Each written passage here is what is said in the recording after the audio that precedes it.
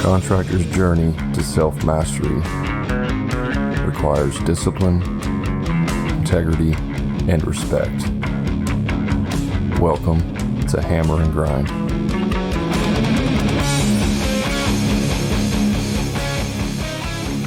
Welcome to Hammer and Grind, the podcast built for contractors. Real contractors, true stories, real solutions. My name is Brad Hebner, and I will be your guide on your journey to self-mastery of your construction business. Connect with us on social media at Hammer and Grind Podcast. You can also check out our free Facebook group called the Contractor Profit Group, where we have lots of free trainings and conversations to help you in your business. Or if you're ready to get off the crazy cycle and learn a proven system for creating a winning business, consider joining my coaching group called the Profit Club. Listen, I'm so confident that you will succeed in my program that I'm now offering a 10x guarantee. What that means is that if you follow our program and don't make at least a 10x return on your investment within a 12-month period, I will refund you the full amount. You can find out more about this at hammerandgrind.com/the Profit Club. Now, I'm really excited about today. We have a special guest on our show, Matt Thibeau. He is the CEO and founder of Savant Marketing, and he is one of the top digital marketing experts in the home improvement industry. He is known for helping flooring, remodeling, painting, and landscaping contractors attract more leads, close more sales, and boost their revenue. Now, Matt performs speaking engagements where he performs webinars and gives back to his community, and he loves helping contractors in any way he can to succeed in today's competitive online market. Matt, I'm glad you're on the podcast today, man. We've been trying to get this set up for a while, and we finally made it happen. So I'm super excited to have you on the show. Thanks for having me. Absolutely. Why don't you give us kind of a 30,000 foot view of you? Who is Matt Thibeau? Why are you doing this? Kind of the background of where you came from and how you got into all this. Yeah, for sure. Absolutely. Thanks for asking. Yeah, 5 years ago, I graduated from university. I didn't really know what I wanted to do too much with my life.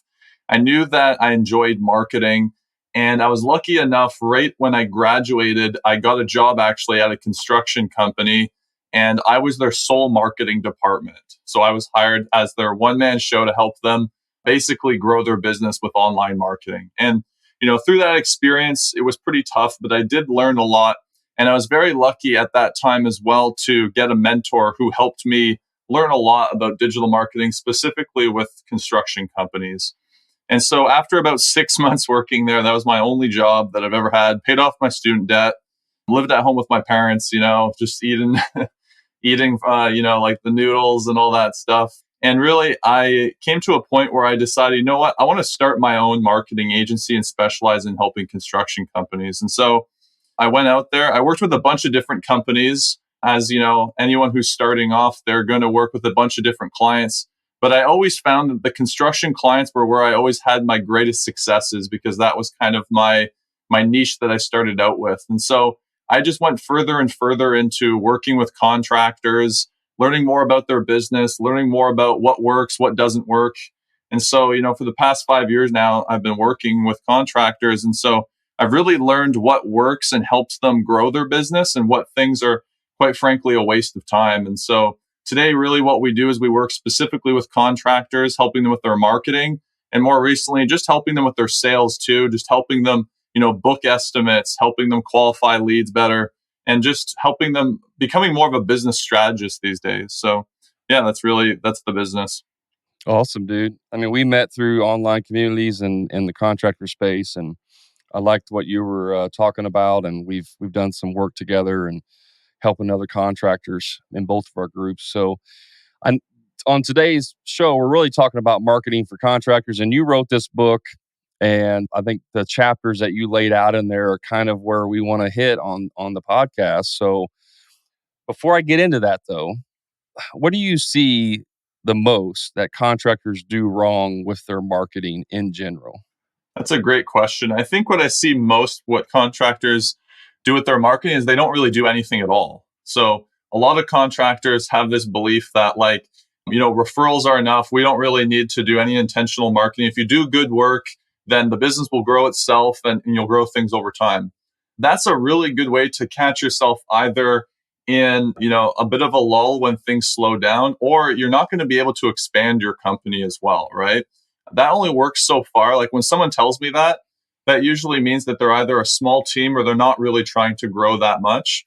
And also, what you also have to understand as well is that that might work as well when the economy is doing great, but when things slow down, how are you going to acquire customers at will, right? When you need that cash coming in, right? And so that's the biggest mistake I see. Other than that, I would say the next thing is that a lot of contractors never take the time to really differentiate themselves. And I know that you're also an expert on this, Brad. I love a lot of your philosophies on this, but a lot of contractors get stuck into like discounts and fighting over all of these jobs with all these other contractors. And they're just constantly stuck in, you talk about the hamster wheel and just the crazy cycle or whatever you call.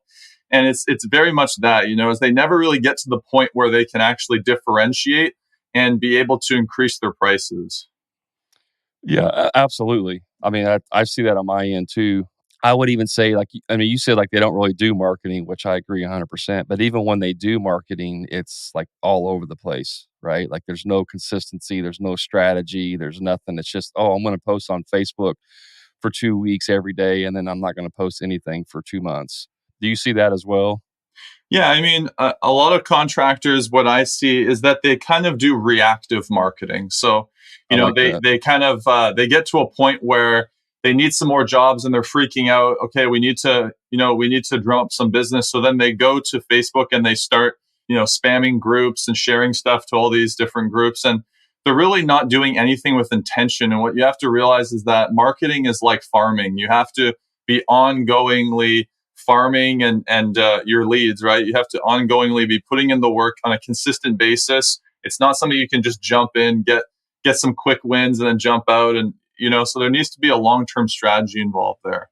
Yeah, and you mentioned like strategy. I mean, obviously, there's different types of strategies, which we'll get into here in your book in a minute. But I mean, it's not like I'm just going to do Facebook only, and that's my only strategy. Like you need to diversify because some of this is long term, like which is more branding and stuff like that, and then some of it's very short term, like pay per click and those types of things. And if you have a strategy, it helps you across the board in multiple mediums and all that stuff. You said something earlier, I want to get back to it, which is talking about referrals.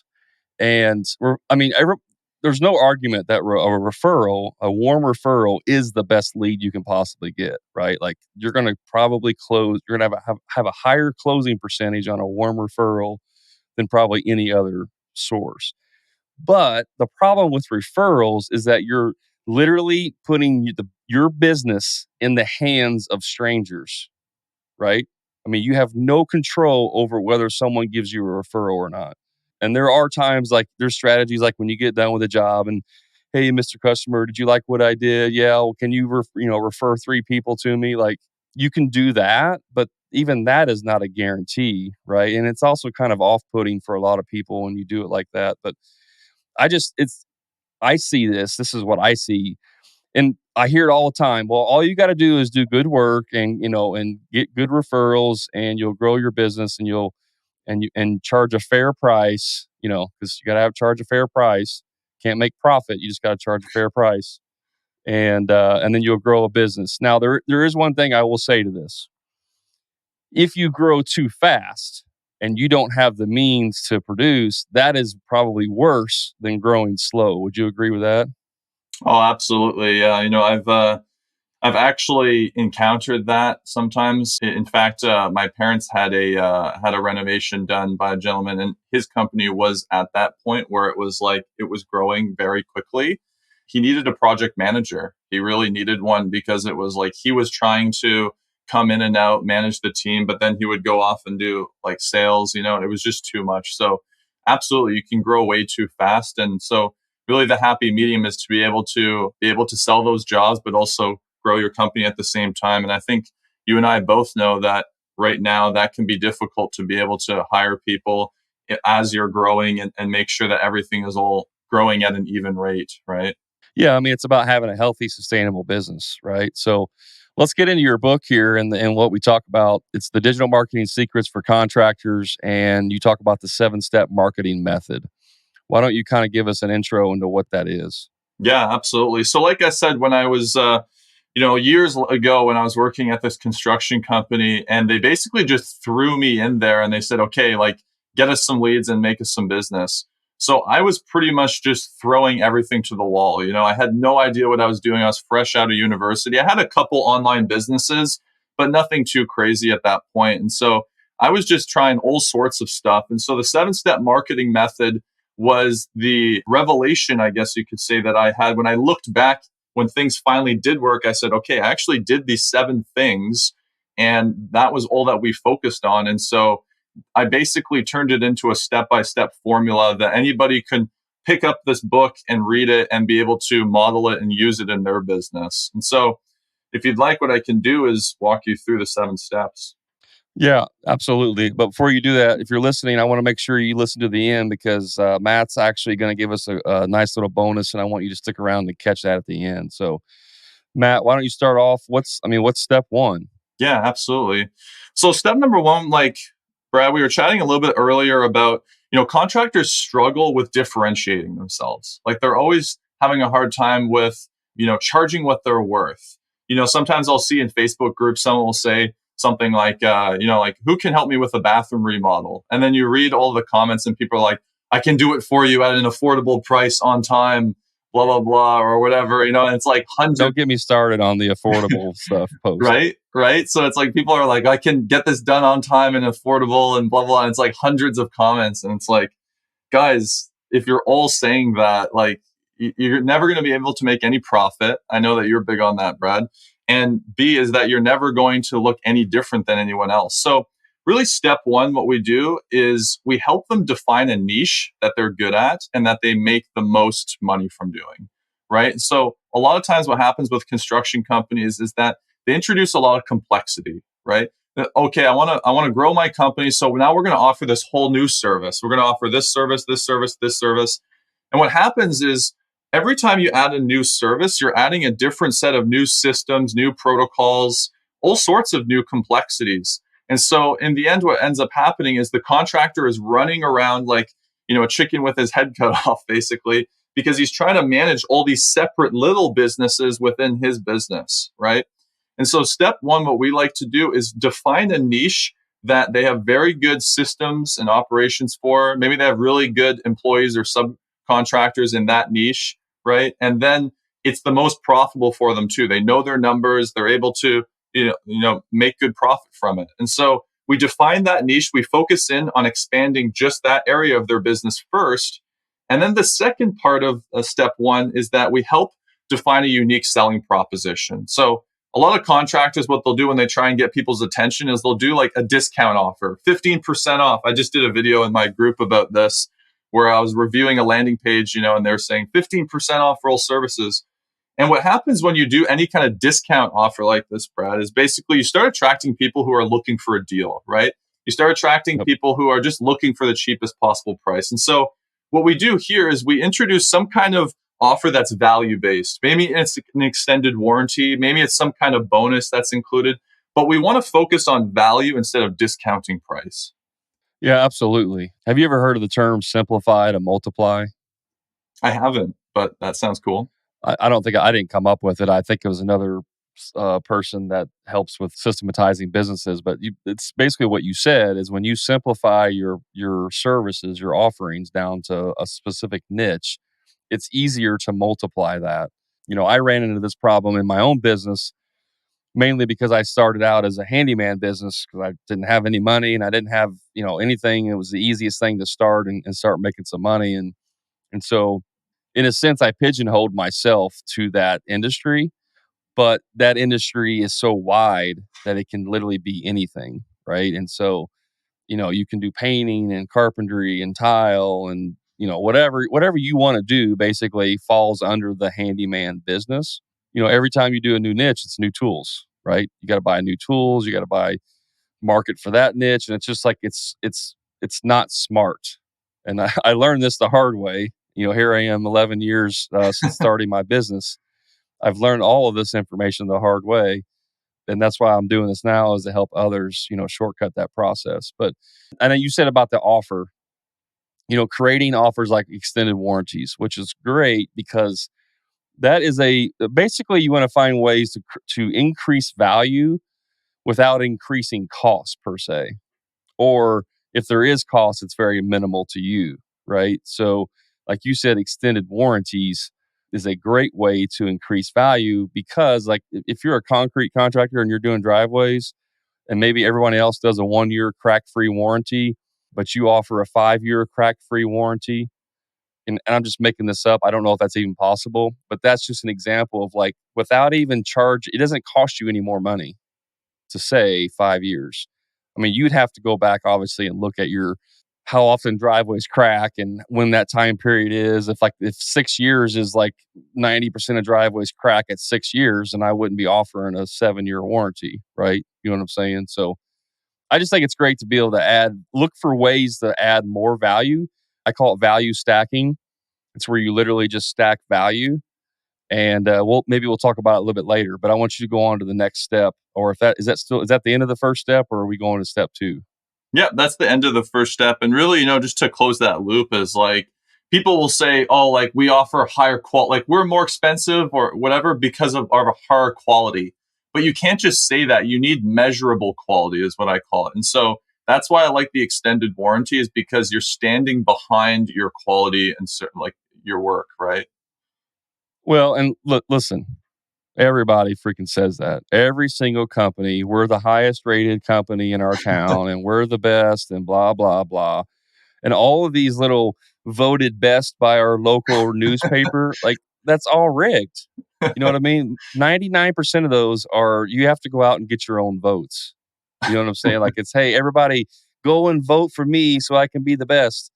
Yeah, I've never done work for you, so you have no idea if I'm any good or not, but go vote for me. So, I mean, people today are wise about all of this, we're rated the best and all that. Like, 20 years ago, yeah, that worked, right? Because people didn't, like, that was a stamp of approval, if you will. But today, everyone's pretty much, they're savvy buyers, and they're like, okay, yeah, how can you be the best contractor in town when your competitor says he's the best contractor in town? Yeah, no, So absolutely. Yeah. so that stuff, it's all gimmicky stuff. So let's get on to the second step then. Yeah, absolutely. So the second step is collecting reviews and reputation management. So, sometimes when we're working with clients, there's a couple different scenarios. The first scenario is that we're doing damage control. So they've neglected their reviews. They've got some 1 stars and they didn't put really much work into building up, some more 5-star reviews. And, I think before I go any even further here, some contractors might be thinking to themselves, like, they might be kind of, like, oh, reviews, like, are you serious, man? But the thing is that reviews really do matter. And we've had a discussion about this, is like, these days now, when people are looking to work with someone, if they don't know much about the product or service they're buying, it's like if you're going on Amazon, you're looking at 2 different products. One's a 1-star review and one's a 5-star review. Most people are going to pick the 5-star review. And so contracting is no different. And homeowners are looking at your services and your company in the same way, So some contractors, like I was saying, is like they were doing damage control. Others is that they're doing some, but they don't have a systematic approach to actually get reviews on demand.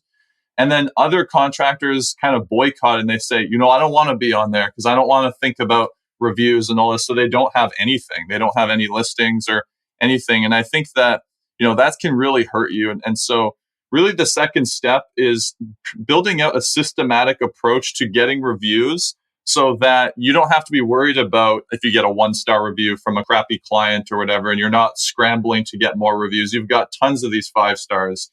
And also just having a systematic approach so that you're not asking or begging, I should say, homeowners, and then say, hey, can you leave us a review on Google? And then they never do it. And then you're following up with them sheepishly after like 2 or 3 weeks in an email, hey, can you leave us a review? These are all things that can easily be fixed. And so in step 2, I really walk through some strategies and some softwares of how you can start getting reviews in an easy way, but also ethically. Yeah, I mean, you know my position on reviews. Like, I love reviews. I absolutely love them. I would say, and this might be a bold statement, Matt, but I would say that reviews are a digital referral. It's Mhm. the same value as a digital refer. I mean, as a real referral, only in digital value. So, or digital means. But because if you think about it, if I say, "Hey Matt, do you got any good contractors you can recommend?" Oh yes, here's so and so and so and so. Right, that's a personal referral. If I go online and I don't know any contractors and I don't ask anybody and I say, contractors for my service and I see reviews, that's the same thing. It's the reviews are saying, here's 50, 100, 200 other people that recommend you. So it's literally the exact same. So for all of you out there that are like diehard referral only contractors, this is just an extension of referrals in a digital form. That's all it is. And if you're not doing it, like you're just going to get left behind. So I mean, I love reviews. I could even almost say that if you just went out there and got so many freaking reviews and you didn't do anything else, like that by itself would get you business. Because if you got 1,000 reviews and your closest competitor has 10, I mean, it's a no brainer. You know what I mean? So reviews we know is important, and I'm very passionate about getting reviews. I try any opportunity I have to talk about getting reviews, I use it. So, so what's next then, Matt? What are we going on after reviews? Yeah. So then the third step is building out a simple landing page. So some people might not be familiar with that term, a landing page. Basically, all it is it's a one page little website. And what the job of this little website is to generate quotes. Like there is no other real purpose of a site. You don't have a blog on there. You don't have some of the other things that a normal website would have. It's really just one page, and the only option on there is to contact you or to exit out of the page.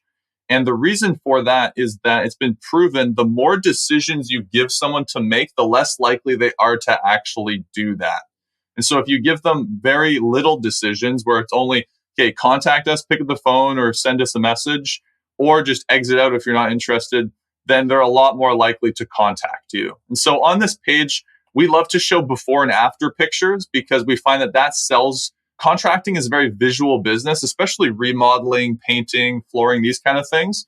If we can show some very dramatic before and after pictures, you're basically demonstrating your skills. So when someone sees that, it's proof in itself that you are actually a very good contractor because they can see with their own eyes, okay, like I'm seeing on the left, like crappy floor that's all scratched up, and on the right, beautiful floor that's refinished and super nice now. So we have the really nice before and after pictures, and then we highlight that unique offer on this page. And then we also have the customer testimonials at the bottom. And then we've got 3 ways that a lead can reach out. So we actually have a phone number on there because some people are more extroverted. They like to pick up the phone. Let's just get it over with and go. And then other people want to go through the contact form and submit a form so that you can pick up the phone and contact them and book the estimate from there. And then other people, and I find a lot of contractors will neglect this, they want to go through some kind of chat box and chat with someone, ask some questions, and then be coaxed into then giving their information for a quote. And I like doing these 3 different forms for a landing page because it appeals to different personality types. People will often forget that, like, we have introverts in this world who don't want to pick up a phone and talk to a scary contractor. So a lot of people will opt for the form or through a chat box. And so this is really the overview of the landing page. So I got a few questions about landing pages, but before I do, I want to follow up with what you said, and that is the way people communicate with you is the way they prefer to communicate. Mm-hmm. So if they send you an email, that doesn't mean they want you to call them back, Mm-hmm. right? Unless they say in there, please call me back. That's giving you instructions. But if they message you on Instant Messenger, they found you through Facebook and they message you on Instant Messenger, that's how they want to communicate. And Mm-hmm. so you do need to learn how to be able to, communicate to a certain extent. Now, I don't like Messenger because I forget about it. It gets lost. If I'm out and about, someone messaged me, I may respond right away and have a quick, couple back and forths. But if it gets to the point of like, okay, I'd like to talk about getting an estimate, then I'm like, hey, do you mind if I call you? Or do you mind if I send you a link? Or can I email you? Or Mhm. whatever it is, like, can we switch mediums now to get to one that's going to be more, Mhm. efficient in my sales process? And so, but you're like you said, you're missing out on those opportunities if you don't offer those types of communication. So on landing pages, are you recommending like you don't even have a website at all, or you just have a website, but then you have separate landing pages for different like services that you offer? I'm recommending the second, the latter there. So, a website, your main website is really a place to send people to maybe see more of your portfolio, maybe as an educational center, right? Like you've got a frequently asked questions section on there. You've got a whole bunch of other information. And yeah, people will stumble upon your website and, submit for a quote through there. But really, the landing page, you got to see that as a sales tool. It's a sales tool that's used for direct response advertising.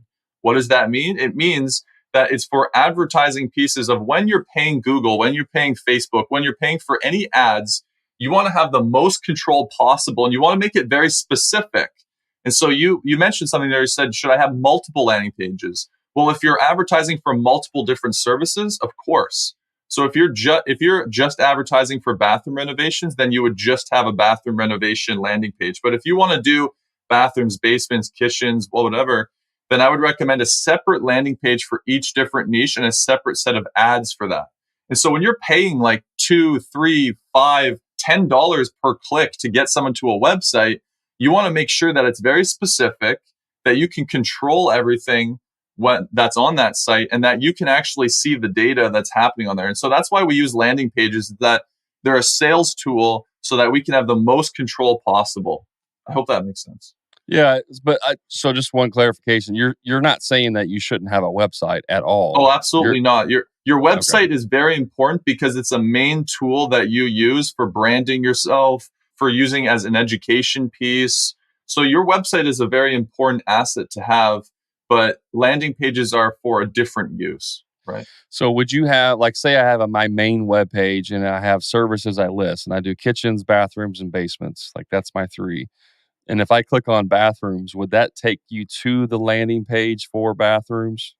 I think that would be overcomplicating it. That would be Okay. a little bit overcomplicated. So I would just make it go to a contact form or a different part in the website that's dedicated to Okay. bathrooms.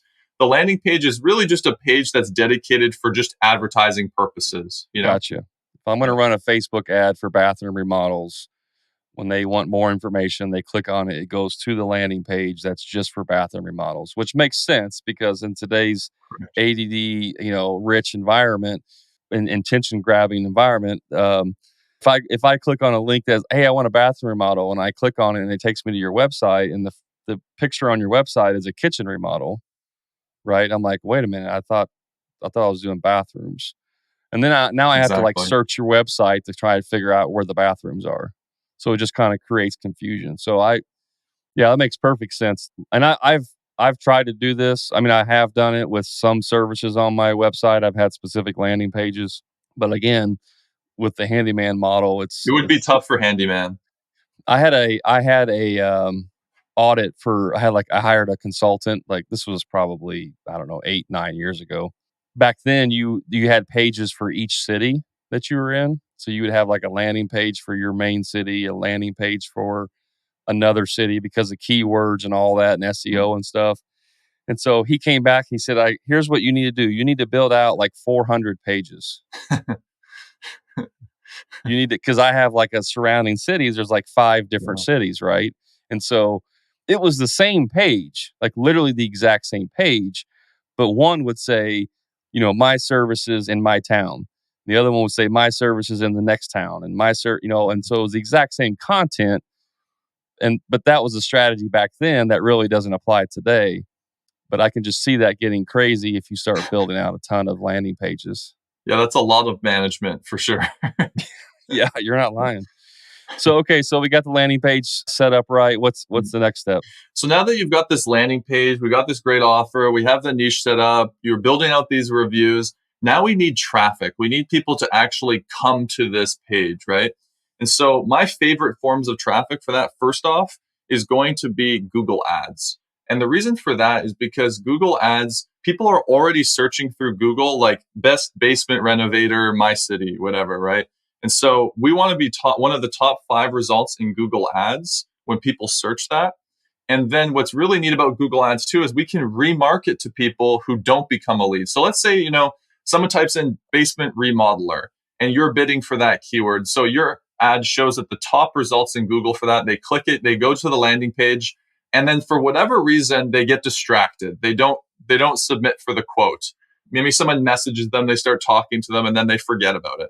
We want to be able to remarket to those people. So what a Google Ads allows you to do is to show ads to them all over the internet that follow them around. Maybe you've experienced this before. And basically, I describe it as a virtual salesman who follows up with them and says, hey, you still interested? You still interested? Because the reality is, I think it's like 7 or 12 times to follow up before you get the sale or the exposure that you need. And so that's really what this is this following up and just saying, hey, like, do you still want that quote? And so that's the step with Google Ads. And, there's a whole bunch of things we could talk about Google Ads. I think I could spend probably like hours talking about it when it comes to picking your keywords, like all sorts of things. And, but Google Ads, in my opinion, is one of the best, most effective, and most quality lead sources you can get. I would agree with that. The only ads that I spend money on are Google. I've done Facebook, and I've had some success with it, but I really only focus on Google because you get the best return. Is there anything about Google that, doing Google Ads that's like get you in trouble or like don't do this under any circumstance type thing? Well, man, I've recently found that all of these platforms are just getting a lot more strict, right? And so let's say, for example, we had a client who said, hey, can we link to this page? Like, so we can set up a separate URL and then it will redirect to our website so that it'll give people the illusion that it's a different company or whatever, because he was trying to dominate every single listing on Google. So he wanted to set up multiple accounts so that it would give an illusion of different ads for different companies, but it would all link back to his company. So he wanted to kind of experiment with like dominating the top search engine, with different ads. And that's against Google's policy. There's a bunch of stuff that's against Google's policy. You can't redirect to a different website. Lately, Google has actually been like suspending accounts for literally like no reason. And it's been frustrating, honestly. And I think some of that is due to COVID. I'm not sure. But really, when it comes down to Google Ads, is they just want the best experience for their customers. So that's their philosophy. So you just have to think, what would make it the best experience for someone who's searching for these services, and how can I be the most helpful to them without being deceptive, without using any kind of tomfoolery or whatever. So yeah.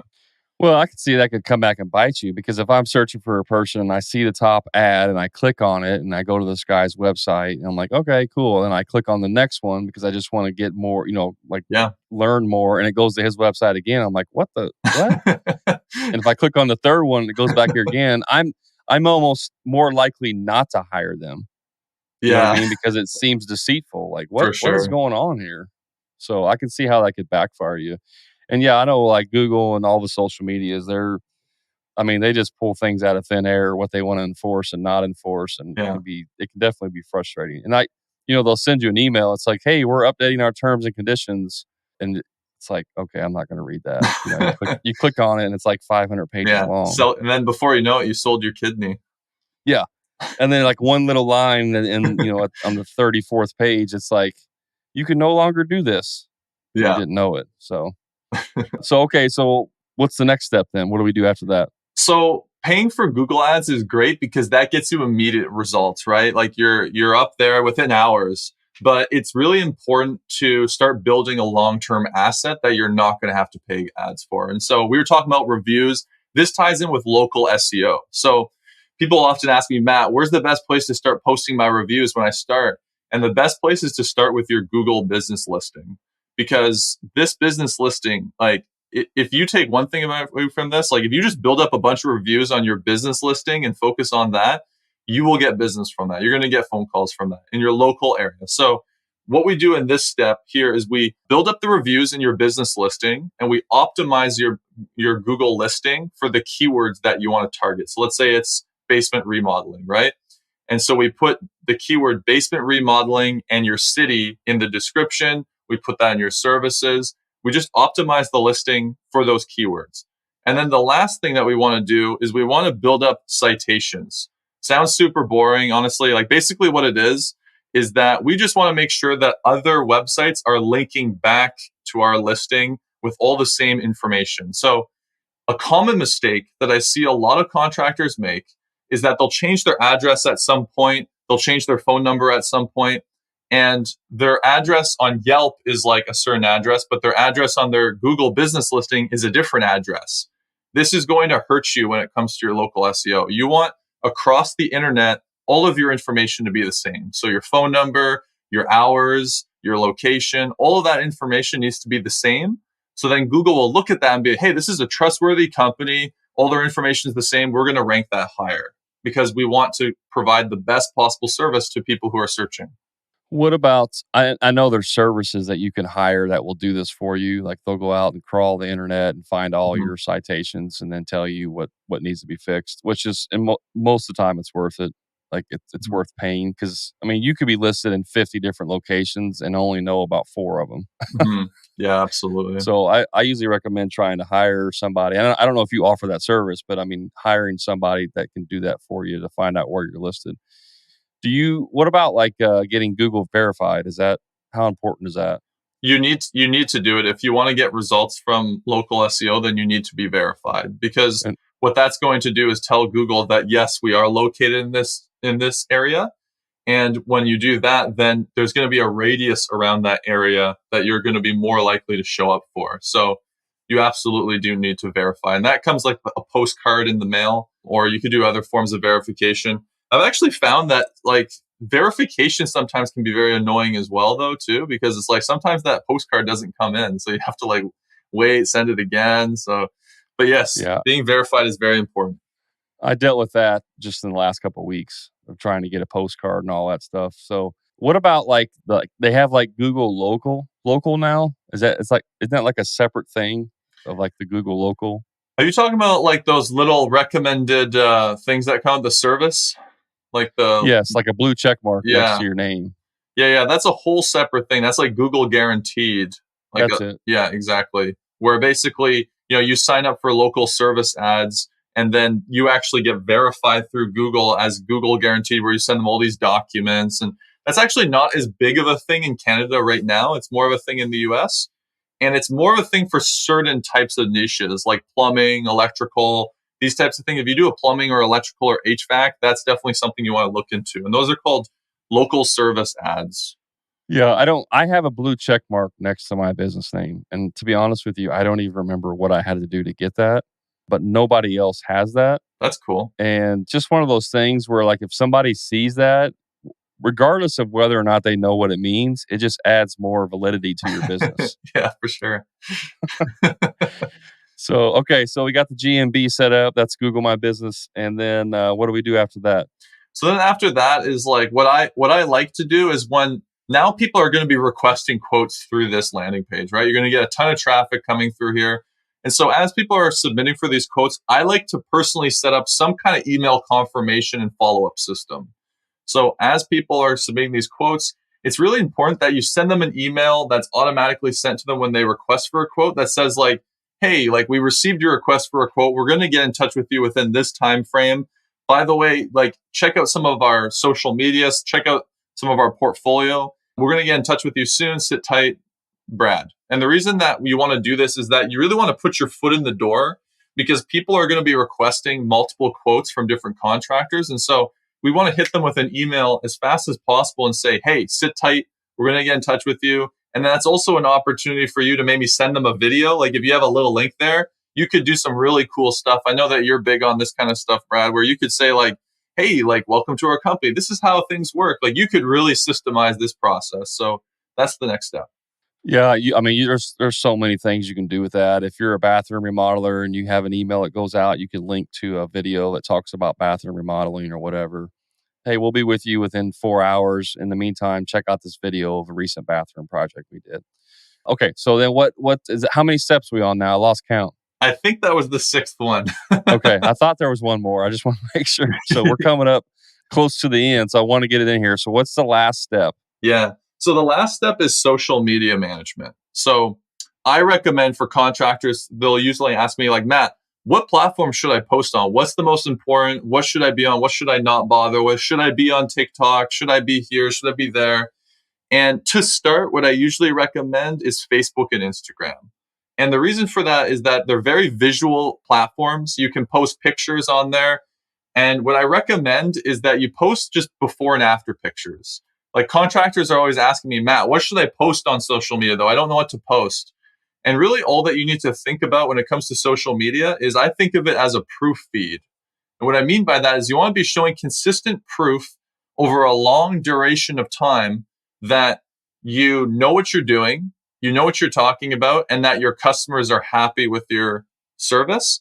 And the last one that not a lot of people do, and some people, quite frankly, are uncomfortable with, is showing proof that your company is actually growing and becoming more successful.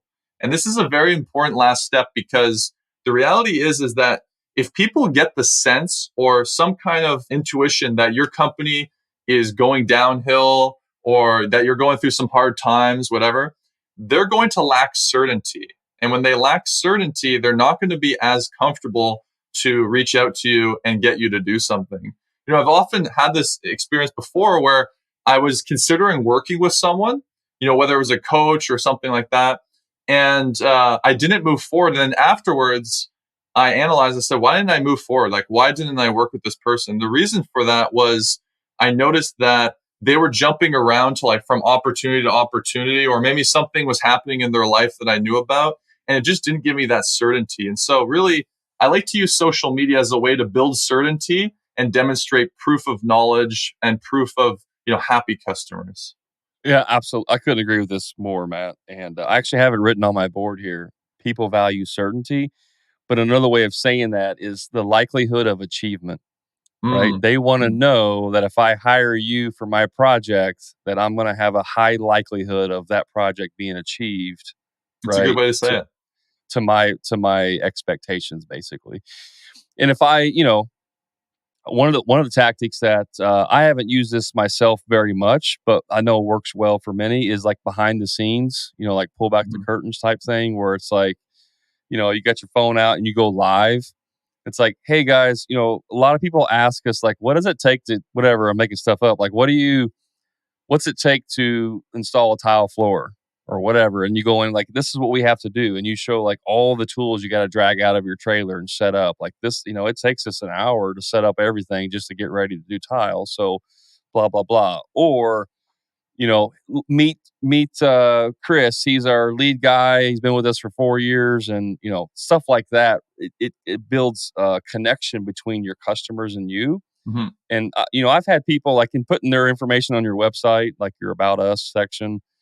I've had people we show up and it's like, oh, I know you. You're Chris, and you're Brad, and because they literally read your bio. Like some of these people, they get that deep into your business and they want to know who's coming to their house. And so I love what you're saying, like on the social media aspect of it is just really providing the value of certainty, providing the likelihood of achievement. I think Yeah, it's and great. another cool thing too that you can do to do proof of knowledge is make little videos pointing out some mistakes that previous contractors made. Like that's a really good one too. Is if you can make a little video and say like, "Hey, like, just wanted to show you guys this was done by a previous contractor and they skipped this step or they didn't do this or that or whatever. Here at our company, we always do it like this, blah blah blah. Just so you guys know. Anyway, have a good day." Like that kind of stuff works really well too because you're pointing out some stuff that other contractors do wrong and that you're doing right. And so that instantly positions you as an authority, like, okay, we really know what we're doing here, so it works well. I would have a little bit of caution on that, Matt. I actually don't 100% agree with what you're saying. However, I do agree in general. I would just say, instead of like saying this other contractor screwed up, I would maybe say like, here's a situation where this wasn't done right the first time, and now we're going to fix it. Yeah, I'm not saying It to like call out specifically a contractor, but Gotcha. Yeah, got like you. just saying like this was like another contractor did this, Not a good idea to start some wars, but Well, I wouldn't even say another contractor did it. Honestly, I would just say like we have this situation and this is what happened. Like this wasn't done right because right. for all we know, it could have been a homeowner that did it. Like we don't know who did the work, and so that's why I would just be like, hey, this wasn't done right. They didn't use the proper washers on this thing and it rusted out. So we're going to make sure we use the correct washers this time. And so you can do that without really like trying to point fingers at someone else. That would be my only suggestion on that. Sure. Yeah, I mean, it's always important to be able to point out just that like what was previously done wasn't done correctly, right? Yeah. I've done that before. And not so much like they didn't do it right, but like wood rot. Like, hey guys, we see this all the time. If you don't make sure your doors are caulked properly, you're going to get wood rot. Like this is what happens when you don't caulk them properly. You know what I mean? It's like you're saying, like this is an issue and now we got to fix it. So I do like that and I use that strategy a lot. Well, we're right there at the end, Matt. How can people get a hold of you? Like what's the best way for them to get a hold of you if they want to learn more about your services and how you can help them in their business? The best way is to hit me up on Facebook, Matt Thibeau, Thibeau, or you can go to my website, savantmarketingagency.com. There's a bunch of information on there. You can watch some client success stories. I also want to give away, Brad was saying, a special giveaway for this podcast. I want to give away my book so you can read it. It comes in an ebook format, and there's also an audio book included in there for you too. So if you go to contractormarketingbook.com, you can get yourself a free copy. That's awesome, Matt. I really appreciate you doing that for our listeners. Guys, make sure you pick up that book or even buy the paperback from Amazon if you're like a hard paperback kind of guy. But there's tons of great information in there. I mean, the book goes in a lot more detail than what we did on the podcast on how to do a lot of this stuff. So it's a great resource. And we'll put links in the show notes too so people can get that. Yeah. So, Matt, again, I appreciate you being on today. Tons of great information passed, tons of value. Like I said, value stacking that. So hopefully people will reach out to you and seek out your services. Well, that's all we got for today, guys. You can always find out more information about us on our social media accounts, Hammer and Grind Podcast on all the social media platforms. And until next time, as always, be the best you.